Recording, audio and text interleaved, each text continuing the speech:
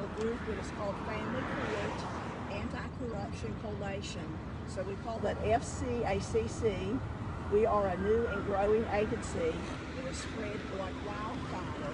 We started back in August, and so now there are 551 members, give or take. And so it's all across the United States. In Canada, there is a group in Australia and a few people from India. So it seems to be not only nationwide, but all over the world that our children are being taken from us. So we are banding together, and again, I'm the West Virginia coordinator for the Family Court Coalition. And if people want to join, they can if you have a problem.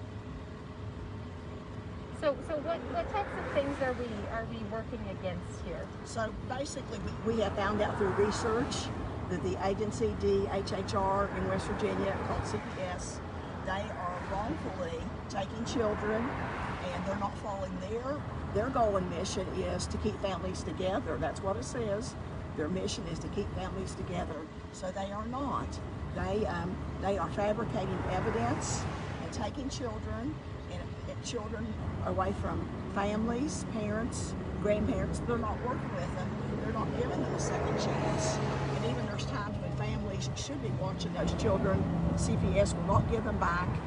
And upon further evidence or research, we found out that CPS, DHHR, is getting anywhere between $72,000 to $150,000 per child per year. Every child they keep in foster care, they get money. So it's to their advantage to keep the children. So our biggest goal here is to reunite families, bring families together. Exactly. So our goal is we want to thank family first. If there's an issue, drug issue, whatever, incarceration issue with the parents, the children should go to the immediate family.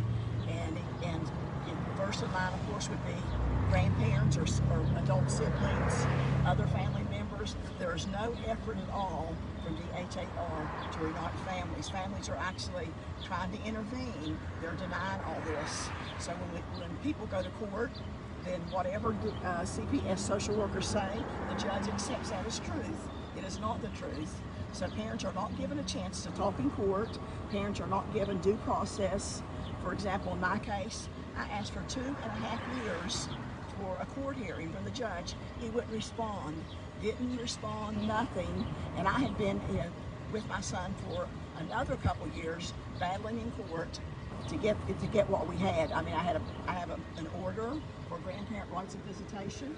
I have an order, a motion to intervene. I have an order to cooperate. And so after I got all my orders, and the couple, a great distant aunt and uncle, that they promised us from the beginning, mom made problems. They said, we'll give the children back. You get your house set up and you can come see them, we'll work it out. So during this couple of years we're in court, we tried to encourage them, come for Thanksgiving. We welcome you. We'll be an extended family. Come for Christmas. Let's plan the birthday parties of the children together. There was always an excuse on their end. And so again, once we got the court orders, or I had the court orders, my visits stopped. Couldn't see the children, different excuses, whatever. And come to find out, the guardian ad litem in my case had taken a bribe from his great uncle, $2,500, to speak negative of my son and me in court, to defeat our rights. And even when that came out in court, the judge says, no big deal, we'll just give you another guardian ad litem. So the second guardian ad litem did nothing to help us. So I mean, so to me, court is a game. But you go to court to resolve something, but what do? Then they find more conflicts, they twist stuff, create drama, and just drag it out as long as possible. So I haven't seen my grandchildren. They have not been allowed in my house in 5 years. 5 years, and again, I have rights. I have an order, but no one will follow them. The uncle won't follow them. The judge won't even give me a hearing to talk about them.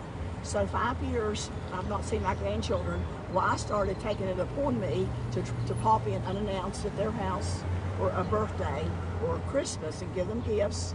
So that went on for a couple years. And again, I wasn't there all the time, just a couple times a year all I wanted to see them. And I showed up, I guess 2017, I showed up at my grandchildren's elementary school a winter concert to watch them sing. And after that happened, all heck broke loose. The next thing I know, I'm in an auditorium with 300 people. I have a sheriff deputy accusing me of trying to kidnap my grandchildren, kidnap them from a school play.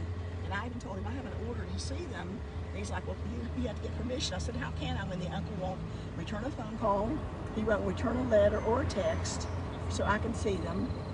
And it's been one crazy battle.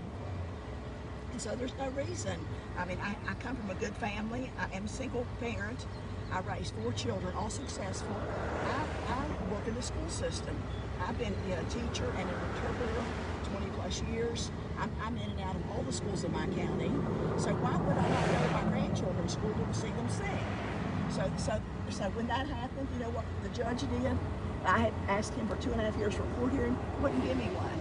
So but suddenly I go to the children's concert, then all of a sudden I get a letter, come to court. I'm given a protective order because my behavior is troubling, that I showed up unannounced at the school.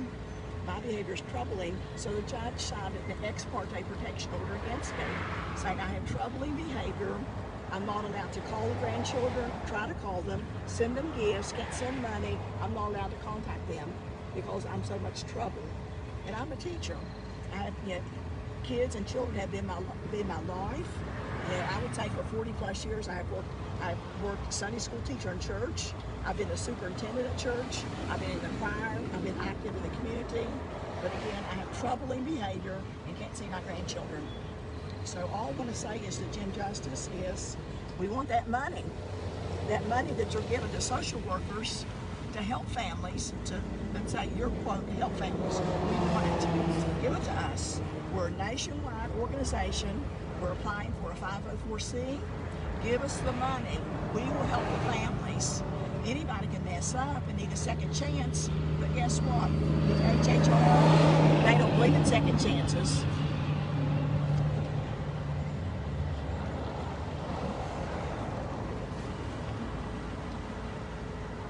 So, and again, if anyone's interested in this collation, you can Google them on Google, and it's called Family Court Anti-Corruption Collation.com. So you join, and depending on which state you're in, you can get signed up. You can come to. It's all done by Zoom. There's a weekly support meeting that maybe like on Fridays. Then you would have your own state would have a meeting, and we have a legal expert on Sundays, Ask Alex. So you can pop in on that Zoom meeting. If you're interested in being on a collation to try to change CPS, you can join that group. There's probably 50 groups if you're interested in father rights, grandparent rights, whatever rights.